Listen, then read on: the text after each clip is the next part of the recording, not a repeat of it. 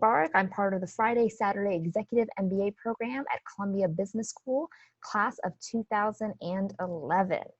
We are finishing our series From Campus to Community, a conversation series on Blackness, anti-racism, and equality. And it is presented by the Black Executive MBA students at Columbia. This is, as I said, our very last event. So thank you so much for joining us and spending the evening with us. So today we're going to cover a lot of different topics. And our primary focus is going to be about business leadership and activism. That's going to be what we're going to focus on today. And we have 4 really dynamic speakers that are going to be speaking all about their experience and sharing their knowledge and stories with us. And then we're going to take questions directly from you. So we're going to have a Q&A after each speaker. So please make sure to get your questions ready. So we're actually going to start with a word from our founder, Andrea Massam. She's going to say a couple things to you. Andrea, take it away. Thank you, Saren. How are you doing? These 4 words are the building stones of the formation of our group. These words, though simple and probably used every day, sparked a necessary conversation between a Black female student and a white male student. This question came at a time when social injustice was rearing its ugly head and igniting the feelings that Black people in America have carried with them for so long, but were forced to bury.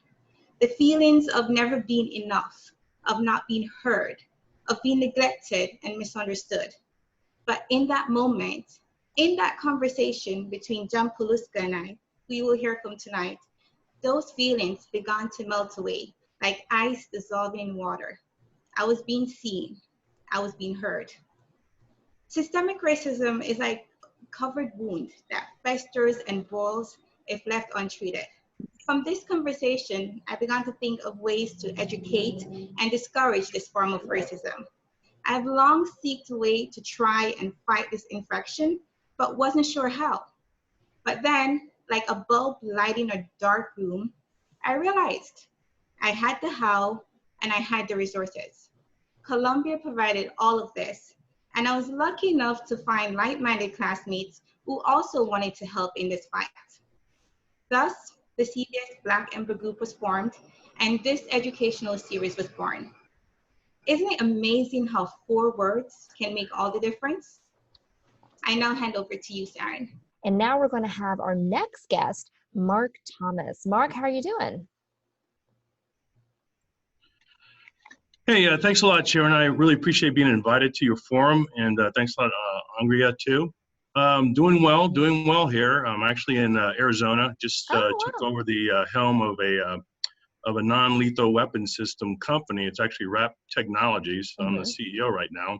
We make something called the Ebola Wrap, which actually helps to de-escalate confrontations between law enforcement and also citizens. In fact, we're the only guys that are making this product that actually saves lives and actually will save careers. So that's a little bit of a plug for the system. Go out and look at it. You know, my background, I'm very similar to John. He served in special ops. I was a special forces detachment commander. When I got commissioned, I went ahead and went to a Ranger battalion, kind of a commando unit. Didn't really like it per se because it was designed just to kind of destroy. Okay. Special operations, special forces, we have the capability also to build and create. I was deployed to Africa, in the Middle East, did a lot of stuff in sub-Saharan Africa. And, you know, your forum is quite apropos.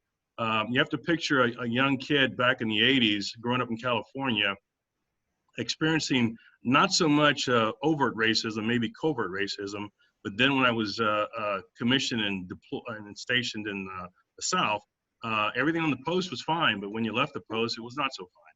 And so that's something that we had to deal with. In Africa, I saw it again with respect to the countries were Francophonic countries, they're ex-colonies. The French colonial forces were still in place, and the Africans often deferred to them because they were very dominant. John talked about our motto in special operations of being de oppresso libre, is to free the oppressed. And so we all take that to heart. The military is probably best known for its merit. It's a merit-based system. It's not the best system in the world, but compared to you know, corporate America or other things, it's like it's all about merit. You will move up or move down depending upon your abilities to work as a team, member and to accomplish the mission. In fact, as an officer, we're often taught that there are 3 M's to leadership: take care of the mission, take care of my men and women, and also take care of myself. But if I take care of the men and the mission, I don't have to worry about myself. Okay, and so that's how we kind of go about it. We are often in the military taught that everything is green, and it's kind of weird because inside the military, that's true. I finally left the military after 10 years of active federal service. The military, sent me off to graduate school. I, of course, went to Columbia Business School. It was right before the Gulf War was about to start. Felt very guilty about it that I wasn't deploying, so I left business school and went to join my unit and went overseas. But then I got in trouble because I hadn't cleared it with the training branch, the indoctrination branch. So I was ordered back to business school. Ended up back at Columbia, and it was interesting. People were demonstrating the war. That was very new to me. I was given the orders of, hey, go ahead and fit in with the student population, but we don't want to see your face on national TV. Okay, this has come back later on, about a year later, 1991, when the Rodney King thing happened, and I was, I saw everything that you guys saw. I was devastated. Of like, wait a minute, this guy's down. He's pretty much done. So why are we continuing to, basically abuse him? I thought that, okay, fine, it's going to go to trial, and so the truth is going to come out. Unfortunately, you had some things that didn't happen kind of the correct way. Then President Bush did step in and say these people would be tried on civil rights violations. But, I saw the rioting going on, okay? And so I was tapped by the Black Business Students Association, of which I was a member of, to help them organize a rally, okay, a demonstration. And so I agreed to do that as long as I would be in the background. And so, the rally went off. We had a great demonstration, nice, peaceful protest, and things got a little better. Fast forward to me now leaving business school. I went and taught at West Point. West Point is an interesting organization, like all the academies, okay? Again, the military is a meritocracy. So, but we were having issues with respect to getting more minorities into these academies. And so I was one of the guys that went out and mentored high school kids. I went out and did the tour circuit of talking to people who were on the fence with respect to coming to West Point, and either, convince them or listen to them of maybe it's not a good fit. After West Point, I was fortunate enough to get a White House Fellowship. The White House Fellowship is the premier leadership fellowship on the planet. I was fortunate enough to be appointed by then President Clinton. I was then selected by Vice President Al Gore to be a member of his national security team. My primary regional responsibility was Africa because I trained and operated there. And then I had a bunch of functional things, women issues, UN peacekeeping operations, the environment, you name it. And I always tell people, it's like, be careful what you wish for, because you just might get it. So I was working, 20, 22-hour days in the White House, doing a bunch of great things for, as we would say back then, God and country. Mandela had just been elected president, and we were trying to do a lot of good things for South Africa. Remember, the apartheid administration, the United States had pulled out, and now we're trying to rebuild it because, we all believe in the rule of law, and that literally, democracy is the most important and most prevalent form of government. So these, your voices count. We did do some great things for South Africa, but unfortunately, it is what it is. Your last speaker kind of said it best, is like, there's only so much one individual or a group of people or whatever can do. But the big thing is the good side of that is to keep pushing. Okay, I've often mentored people. I tell my mentees when they say, hey, how can I repay you? I go, mentor somebody that doesn't look like you. Okay, give back. We all owe. All right, it's the most important thing that we're trying to raise our society and our entity, our country, our nation, you name it, humanity, to greater heights. And the race issue is something it's prevalent. You can't ignore it. It's there, but you just have to try to deal with it. I remember in law school, one of my professors, he told me this, and again, I'm still under the impression that everything is green, and if you work hard, you will be repaid for that. Okay, if you work hard on the team, your team will accomplish things. He actually told me, it's doing constitutional law, and he said, well, you need to understand, Mark, kind of how this country was founded and how things are going on. He pointed out that the biggest mistake that we made was that we did not establish an African American, Hispanic American, whatever. We didn't build the middle class up. And in fact, that's the key to democracy. That's the key to control, influence, whatever. You have to have a strong middle class. He cited the case of Brown v. Board of Education. And he said that, afterward, some of the media people asked Justice Black then at the time, how long, great ruling, how long will we have to kind of, do this thing? And what they're referring to is affirmative action. They just didn't call it that. And Justice Black said, well, slavery in America lasted over 300 years. This is probably going to take about 100 years to fix this thing. You and I both know that affirmative action only lasted for about 20 years, okay? Our government went about it the wrong way. We should have put more emphasis in the primary schools and secondary schools to build people up, as opposed to trying to fix it at the end of the day. And so it was a lesson learned, and it's something I remember this day. After I left law school, I worked for a company out in California doing intellectual property law and corporate transactional law, but didn't want to really practice law. Did like business, ended up working for McKinney and Company and doing a lot of energy stuff. And basically, again, you're mentoring, you're learning, you're trying to influence. My whole thing was to try to gain access to all the institutions. The only one that I kind of left out was the media and medicine, okay? But to gain access to these institutions and try to influence them. My role model at the time was General Powell, who also was a White House fellow. Everything worked fine. It seemed to be working fine. I left McKinsey to go work for General Electric because I'm an engineer by training. I wanted to get my hands dirty. I like to build things. Did really well and accelerated extremely quickly in their corporate initiatives group. Great leader by the name of Gary Reiner. We were bringing good practices and the best practices in the General Electric. And then I got promoted and became a general manager out at GE Rail in Erie, Pennsylvania. I had about 300 people that worked for me.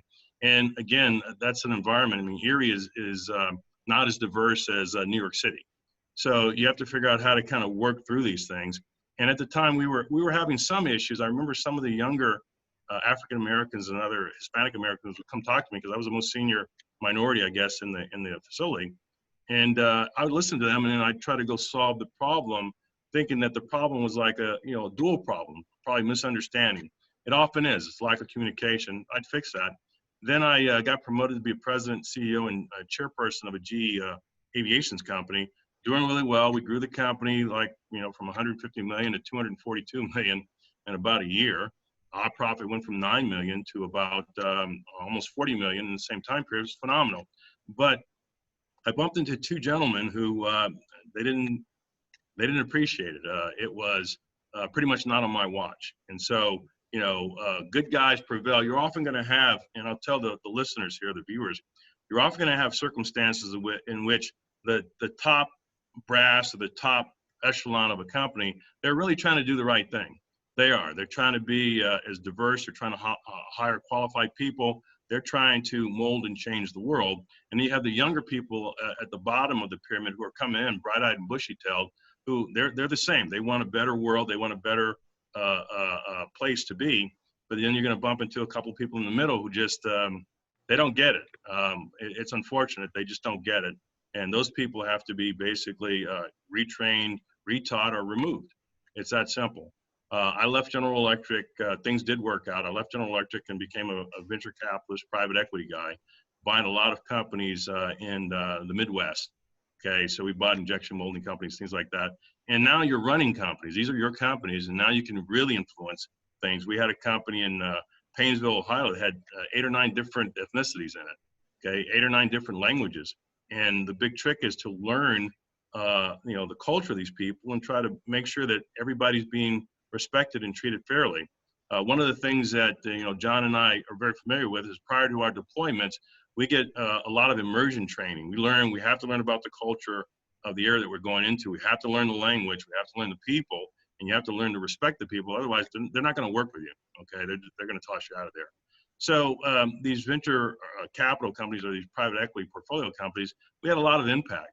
Okay, did that for about 10, 13 years. And now I was selected as a president and CEO of a company that, looking at what's going on with our nation of being this great divide, we're trying to bring people together.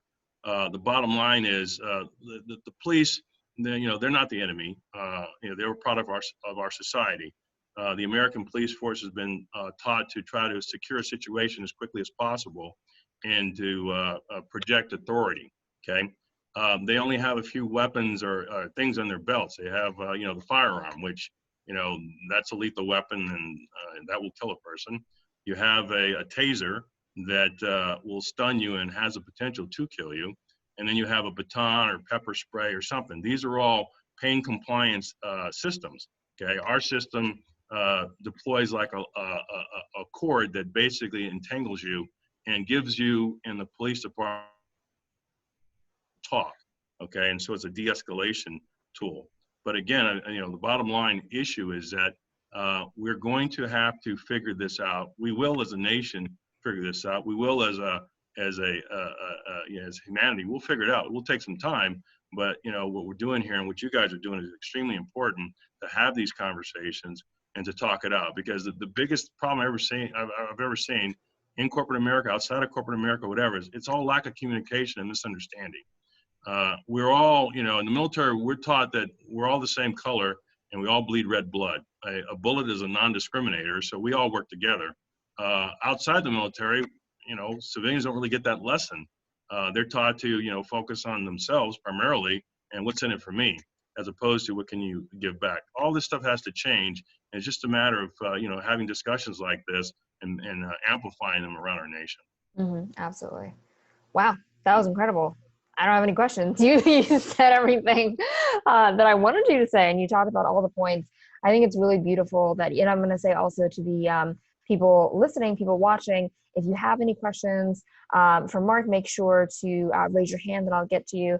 But in the meantime, I think what's really powerful about your story is that you've done so many things, and it feels like racism, justice has played a role in all of them in some way or another, whether it was you witnessing a national, international event, whether it was you just within your company, whether it was, within the classroom, it really brings home the point that you can't escape it, like there's no safe space in a sense, like it really is everywhere. And it's something that we need to be really aware of. We need to be very mindful of how we respond to it, and how we navigate it and how we talk about it and our role around that. So, okay, I see one question from Carlton Shelley. Carlton has a question for you. Go ahead, Carlton. Hey, Marc. Thank you. For everyone, I'm not a part of Black EMBA, just heads up. That with B of A with John. Marc, I have a question. So as you consider like the summation of your events, like the things throughout your life and just great history, how has it impacted how much you value or the credence you give to systems in place? And so like, has it impacted you positively or negative from your trust of general systems as a whole? That's a great question, Carlton. I appreciate that. In the beginning, I was always taught to kind of respect the system and work within the system. And so that's what, guys like John and I were doing.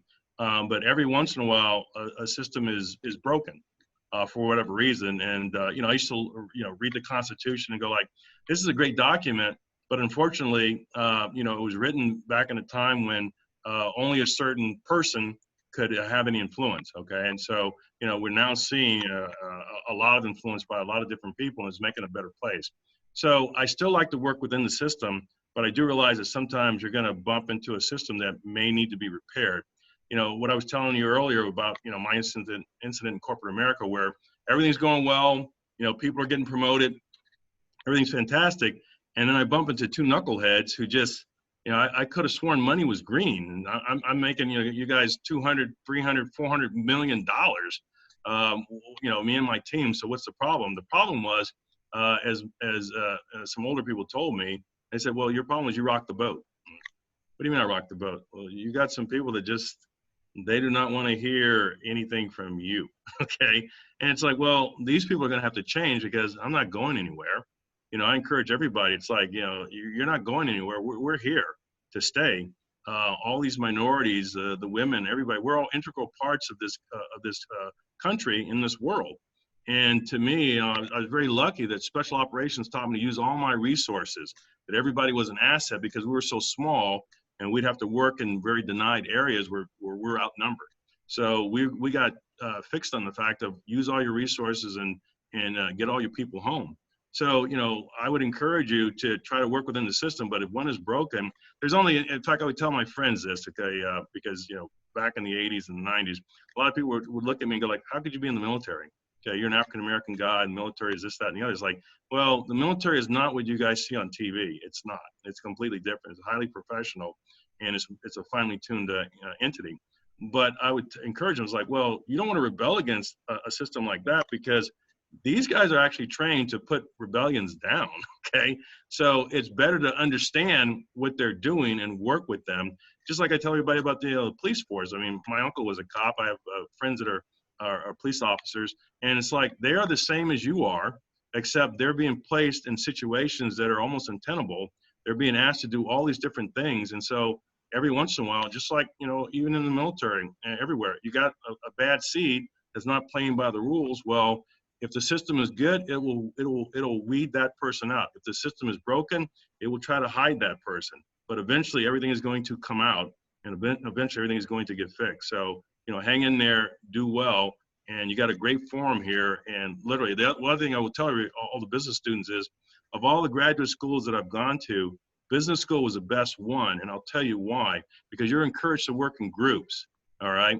You're encouraged to participate in teams, and the dialogue is there. Other schools don't really operate like that, okay? Law school, yeah, you got a study group, but you can still be an individual. Engineers, well, you can try to be an individual, and I don't know, it's too much information to learn, but business school encourages everybody to work in teams and to try to get to a final solution, and every voice is listened to, and every voice is heard, okay? That's what you're trying to basically do with this world, is like every voice should be listened to, and every voice should be heard. We may not have an equal outcome, but we want equal opportunity. So everybody should be granted an equal opportunity and do the best they can with that opportunity. Mm-hmm, absolutely. Wonderful. Thank you so much, Carlton, for your question. And thank you so much for you being here, Marc, and sharing your stories with us. You have an incredible career, incredible life. Really honored to have you here. Thank you so much. Thank you very much. All right. And so we have our final guest of the evening, Jamie McKinney. Jamie, how are you doing? I'm doing wonderful. And you guys are doing great as well. Thank you. Very privileged to be on this panel. Absolutely, absolutely. So you are founder and chief product officer at Infinico. Am I saying that right? Infinico. Infinico. Okay, wonderful. Tell us a little bit more about that.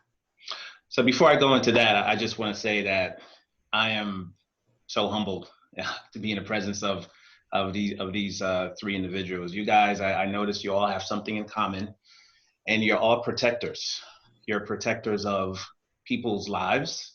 You're protectors of people's culture and heritage, and that means a lot, because we try to infuse a lot of that into our company.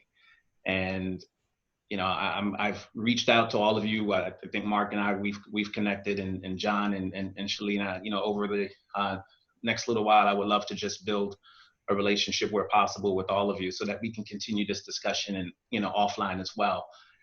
So I'm just very humbled to be in your presence, and so thank you for the invite once again. Absolutely. So Infinico, we're actually a game development company with roots in insurance. So insurance is a vertical within the financial services arena, right? So there's banking, but insurance is where I live. And I've spent a little over 20 years at this point in insurance.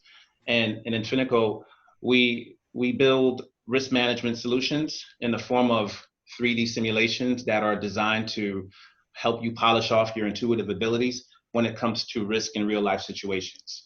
Now, if I give you a more simplistic understanding, if there is something that will threaten your livelihood, your finances, or your life, these are the types of simulations that we build. And we use a gaming technology, the same technology used to build Fortnite, which everyone knows.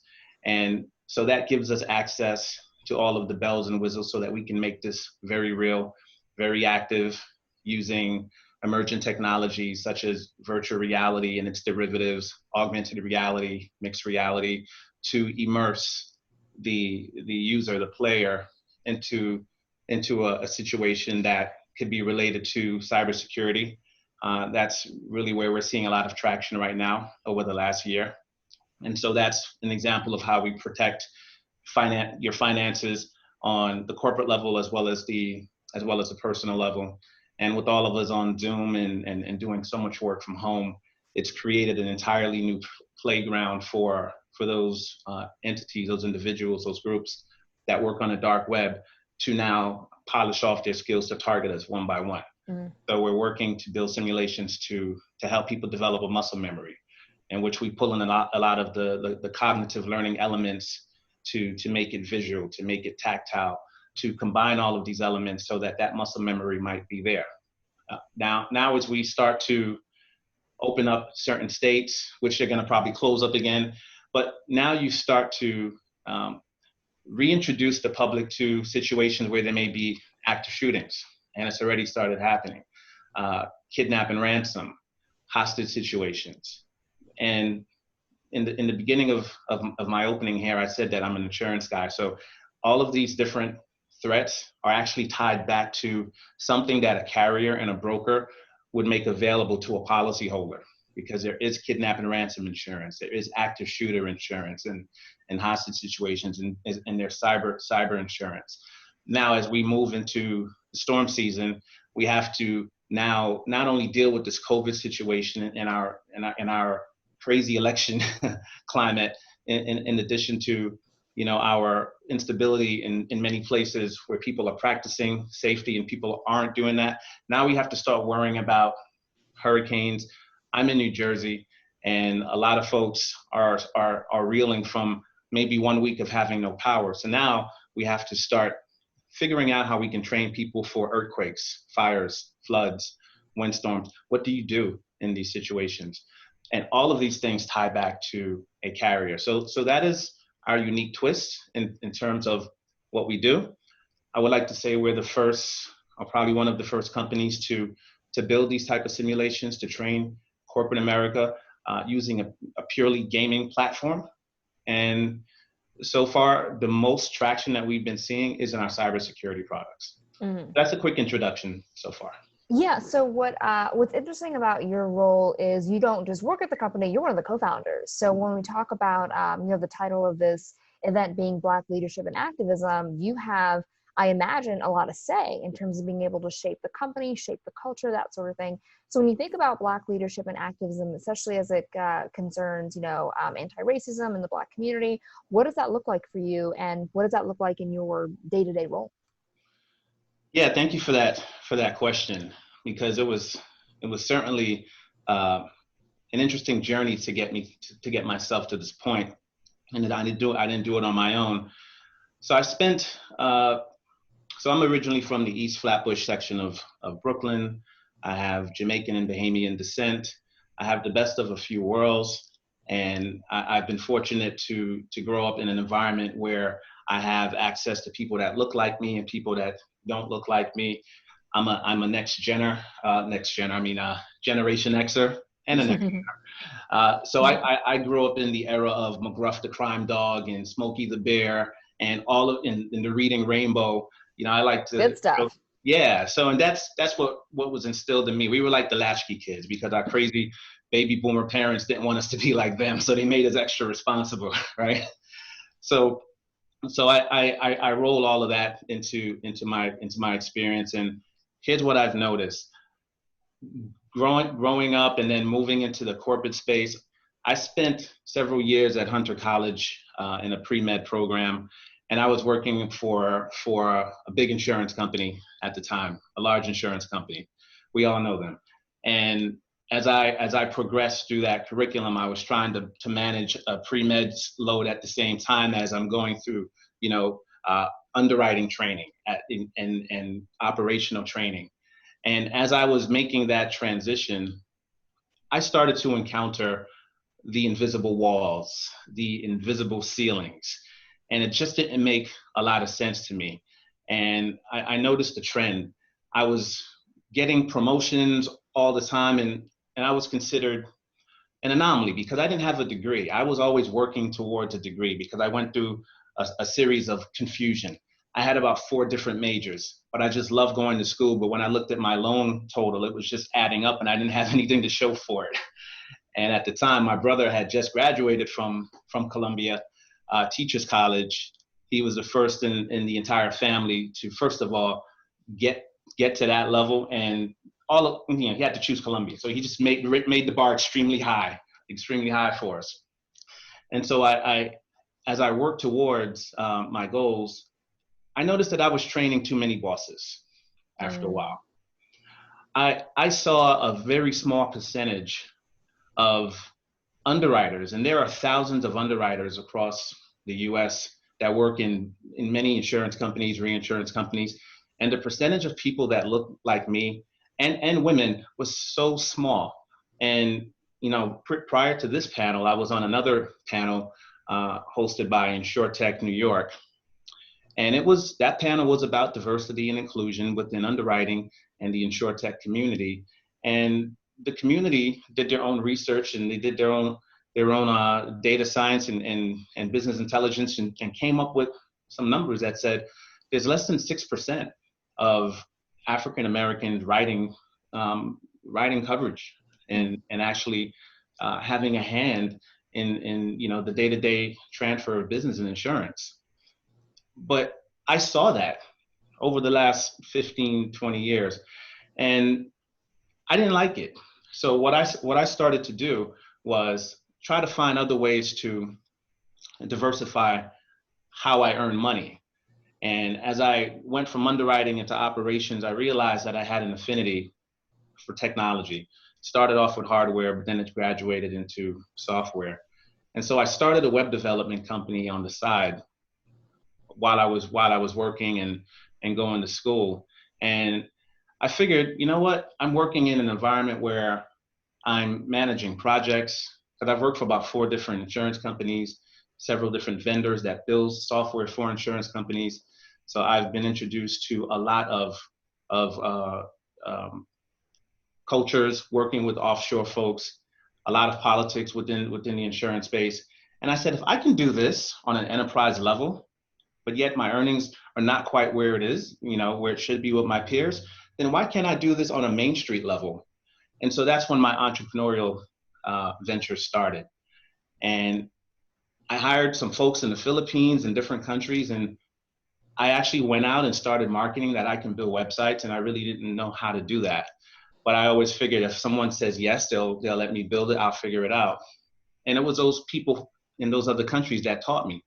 I paid them to teach me, and then I was able to grow that team more and more, and they're still with me to this day. And that calmed me down quite a bit, because as I was running into what I was calling these invisible ceilings and these invisible fences, we all know what they are. Certain people that are of a gender, of a type, for some reason we're getting looked over. And I think that's great, because I'm looking at the question here, and it's one of those things where I see over-mentored and under-sponsored. So when I saw that part in the question, it took me back, because for me that was immersive. I was living it. And so my answer to that was, I need to just create my own little space, my own company, and really just bring all of my insurance experience into that. And so I got with my co-founder. His name is Ramakrishna Dirasetti. He was an old boss of mine, and we formed Infinigo, and we didn't make it public for quite some time, because we were doing our ideation. We were a solution looking for a problem. Sometimes I like to say, we were 99 solutions, but a problem wasn't one. And so we spoke to a lot of folks in the insurance industry and say, hey, at the time I was doing simulations working with the neurosurgeon, one of the only young Black neurosurgeons in New Jersey. He's an adult and pediatric neurosurgeon, amazing guy. And he hired me just to build him a site, and we got into talking about immersive tech. And he said, hey, can you help me build an augmented reality application that would train emergency room residents? And I said, well, yeah, let's do it. And so we did that. And I was trying to get away from insurance at this point, because insurance, if you're not familiar with it, it is a vacuum. It literally is a black hole in space. And if, for those of you that know about astronomy, black holes are invisible. And you can literally just pass through it and come out somewhere else. And that's kind of how insurance is. It's so strong that it even pulls light. Light can't even escape it. So I stopped fighting the black hole. And we started looking for ways we can tie it together. And once I did that, the ceilings were gone, the walls were gone. I've been at this now for 2.5 years. We're 1 year into traction. We've won an award so far for an innovative cybersecurity solution.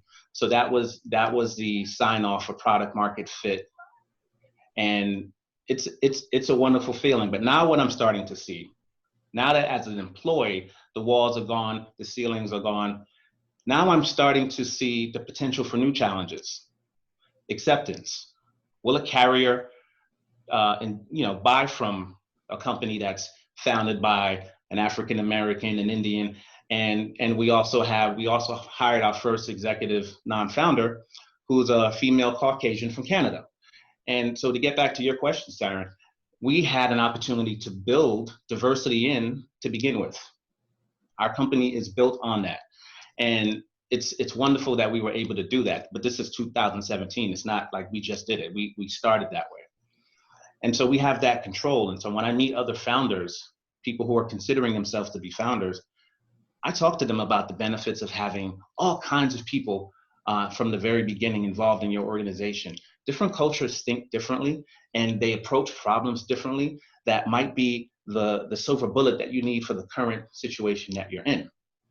And so this is one of the ways that I'm combating, because although we are typically, we are the oppressed in terms of female and people of color, but when we start to show the world we can change, although we felt so much pain, but we can bring other cultures in because we're very giving. We receive, if you look, throughout history, throughout the Middle Ages, people of color are very welcoming.